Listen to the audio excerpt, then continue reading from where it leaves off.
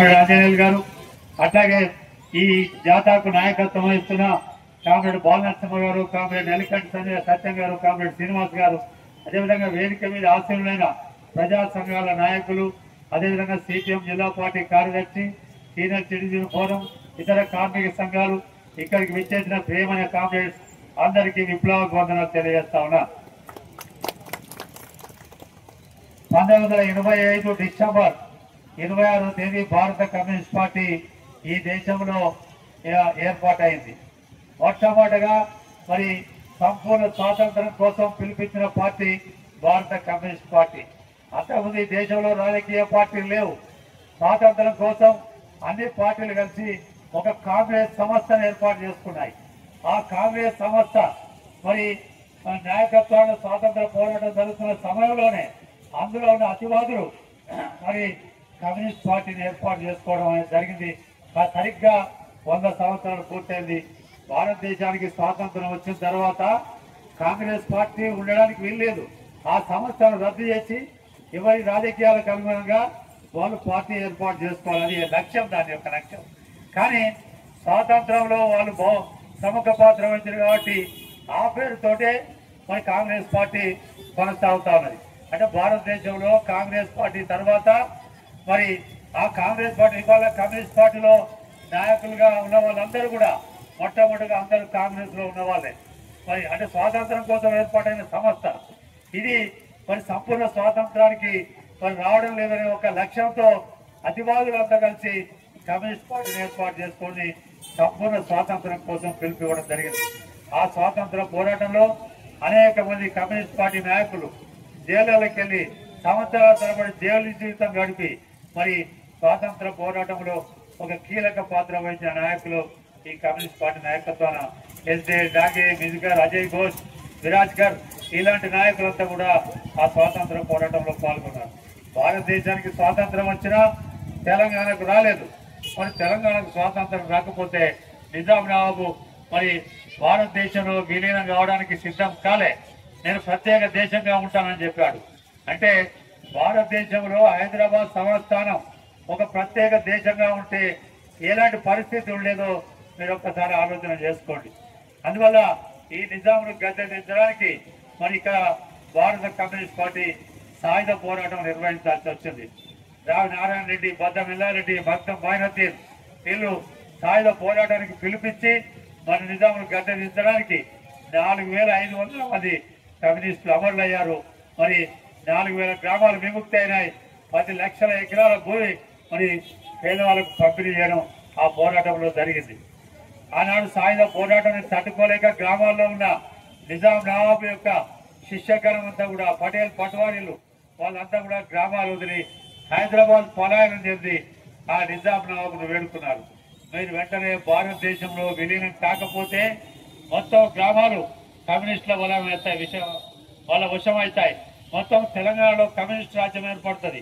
అందువల్ల నువ్వు వెంటనే భారతదేశ ప్రభుత్వానికి సరెండర్ అయి మరి ఇక్కడ కాంగ్రెస్ ఆ భారత సైన్యాలను ఆహ్వానించాలని వాళ్ళు నిజాం నవాబును వేడుకుంటే నిజాం నవాబ్ మరి ఆనాడు భారత ప్రభుత్వం జవహర్లాల్ నెహ్రూ ప్రధానమంత్రి అట్లాగే హోంమంత్రి సర్దార్ వల్లభాయ్ పటేల్తో ఒప్పందం చేసుకొని సర్దార్ వల్లభాయ్ పటేల్ హైదరాబాద్కు రావాలి, ఈయన లొంగిపోవాలని నిర్ణయం చేసుకున్నారు. దానికి అనుగుణంగానే మరి అక్కడ వచ్చాడు. ఆయన గవర్నర్ పదవి ఇచ్చేటట్టుగా, రాజభరణం ఇచ్చేటట్టుగా ఒప్పందం చేసుకొని ఈ నిజాం ప్రాంతాన్ని మరి భారత ప్రభుత్వంలో విలీనం చేయడం జరిగింది. ఆ నిజాం నవాబ్ ఆ భారత ప్రభుత్వానికి లొంగిపోయేవాడు కాదు. అది సాయుధ పోరాటం ఫలితంగానే ఆయన లొంగిపోయి ఈ తెలంగాణకు విముక్తి చేసేందుకు చరిత్ర కూడా భారత కమ్యూనిస్ట్ పార్టీకి దక్కుతుందని ఈ సందర్భంగా నేను మనం చేస్తా ఉన్నా. వాళ్ళ చరిత్రను వక్రీకరించవచ్చు. ఇవాళ భారతీయ జనతా పార్టీ మరీ ముఖ్యంగా సర్దార్ వల్లభాయ్ పటేల్ ఒక బీజేపీ నాయకుడిని పద్ధతుల్లో వారు ప్రచారం చేసుకుంటా ఉన్నారు. సర్దార్ వల్లభాయ్ పటేల్ కాంగ్రెస్ పార్టీ హోంమంత్రి, ఆయనే వచ్చి నిజాంను లొంగ తీసుకున్నాడు. నిజాం మీద యుద్ధం చేసినాడని చరిత్రను వక్రీకరిస్తాను. యుద్ధం చేస్తే సైన్యం చచ్చిపోయిందా, లేకపోతే నిజాం మరి సైన్యం చనిపోయిందా, భారత ప్రభుత్వం సైన్యం చనిపోయిందా? ఎవ్వరు చనిపోలే. బేషరతుగా నిజాం నవాబ్ లొంగిపోయాడు. కమ్యూనిస్టులు అనేక మంది 4500 మంది అమరవీరులు అయిపోయినారు. అందువల్ల ఈ రాష్ట్రంలో కాంగ్రెస్ ప్రభుత్వం అధికారంలోకి వచ్చింది కమ్యూనిస్ట్ పార్టీ పోరాటాల ఫలితంగా అనే విషయాన్ని మీకు ఈ సందర్భంగా ఒక్క విషయాన్ని నేను గుర్తు చేయదలుచుకున్నాను. స్వాతంత్రం వచ్చిన తర్వాత మరి భారతదేశంలో మరి కాంగ్రెస్ పార్టీ అనేక సంవత్సరాలు పోరాటాలు వాళ్ళ ప్రభుత్వానికి వ్యతిరేకంగా కమ్యూనిస్ట్ పార్టీ దున్నేవానికి భూమి కావాలని, గీసేవానికి చెట్టు కావాలని, అట్లాగే కుటీర పరిశ్రమలు చేతి వృత్తులను సంరక్షించాలని, మరి నిరుద్యోగ సమస్య ఉండకూడదని, అందరికీ తిండి, గుడ్డ, ఇల్లు, మరి వైద్యం, విద్య, ఉద్యోగ వసతులు కలగాలని వీటి మీద మరి అనేక పోరాటాలు నిర్వహిస్తూ భారతదేశంలో భారత పార్లమెంట్ లో మరి ఆంధ్రప్రదేశ్ శాసనసభలో ఒక ప్రతిపక్ష పార్టీగా ఒక నిర్మాణాత్మకమైన పాత్ర వహిస్తూ అనేక పోరాటాలు చేసి అనేక చట్టాలను ఈ రాష్ట్రంలో ఈ దేశంలో తీసుకురావడానికి కమ్యూనిస్ట్ పార్టీ కారణభూతమైందనే విషయాన్ని మీరు అర్థం చేసుకోవాలని మనం చేస్తా ఉన్నాం. మన కమ్యూనిస్ట్ పార్టీకి అనుబంధంగా మరి అనేక ఏఐటీయూసీ, వ్యవసాయ కార్మిక సంఘం, రైతు సంఘం, గీతా పరివార సంఘం, అట్లాగే చేనేత సంఘం, అనేక వృత్తి సంఘాలు మరి కమ్యూనిస్ట్ పార్టీ సలహాలతో పోరాటాలు చేసి వాళ్ళ సమస్యల పరిష్కారం కోసం ఈ దేశంలో అనేక ఉద్యమాలు నిర్వహిస్తూ ఉన్నాం. మరి ఇవాళ కమ్యూనిస్ట్ పార్టీ రాజకీయ కారణాలతో చీలిపోయి మరి కొంత నష్టం జరిగి ప్రజాప్రతినిధులు పార్లమెంట్లో శాసనసభలో లేకపోయినా 100 సంవత్సరాలు మరి కమ్యూనిస్ట్ పార్టీ సజీవంగా ఉన్నది అంటే మీరు అర్థం చేసుకోవాలి. ఇవాళ రాజకీయాలు ఎట్లా ఉన్నాయి? ఒక పార్టీలో ఉంటారు, అధికారం మధ్య మరొక పార్టీలో పోతారు, ఆ అధికారం మారిపోతే ఇంకొక పార్టీలో పోతారు.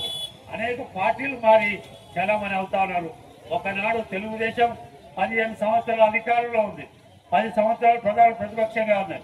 ఇవాళ తెలుగుదేశం ఉన్నదా అని అడుగుతా ఉన్నాను. ఉన్నదా తెలుగుదేశం? లేదు.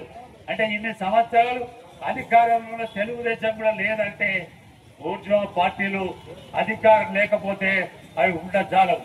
కమ్యూనిస్ట్ పార్టీకి అధికారం లేకపోయినా, ఎమ్మెల్యే లేకపోయినా ప్రజల మద్దతుతో మీ సమస్యలే తీసుకొని మేము పోరాటం చేస్తూ ఎర్ర జెండాను రెపరెపలాడిస్తూ ఈ దేశంలో కమ్యూనిస్ట్ పార్టీ సజీవంగా ఉన్నది అంటే కమ్యూనిస్ట్ పార్టీకి సిద్ధాంత బలం, కమ్యూనిస్ట్ పార్టీకి నిర్మాణ బలం, ఆ బలమైన నిర్మాణం సిద్ధాంత పునాది ఉండడం వల్లనే మరి ప్రజాప్రతినిధులు లేకపోయినా కమ్యూనిస్ట్ పార్టీ ఉంది.